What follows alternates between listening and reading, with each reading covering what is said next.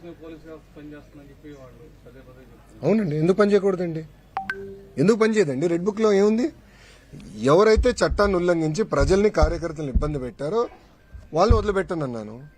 అంటే వాళ్ళు చట్టాలు ఉల్లంఘించినట్టే కదా, చట్టాలు ఉల్లంఘించిన వాళ్ళపైన యాక్షన్ తీసుకున్నాం. అదే రెడ్ బుక్. యాక్షన్ తీసుకుంటాం, దాంట్లో ఎలాంటి డౌట్ లేదు. ఇది రాజారెడ్డి రాజ్యాంగం కాదండి.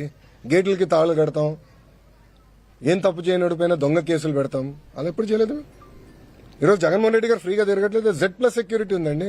అరే పవన్ అన్న కన్నా ఎక్కువ సెక్యూరిటీ ఉంది ఆయనకి. భలే ఉన్నారు.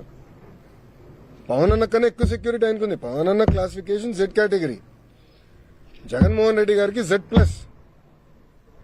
ప్రభుత్వమే బుల్లెట్ ప్రూఫ్ వాహనం ఇచ్చి, ఆయన ఆంధ్ర రాష్ట్రంలో ఎక్కడ తిరిగినా ప్రభుత్వమే బుల్లెట్ ప్రూఫ్ వాహనం ఇచ్చి వెళ్ళిస్తుంది. ఏనాడు ఆయన గేటుకి మేము తాడు కట్టలేదే, ఏనాడు ఆయన చేయాల్సిన కార్యక్రమం అడ్డుపడలేదే, పర్మిషన్ కూడా మేము పోలేదే. ప్రభుత్వం చాలా క్లియర్.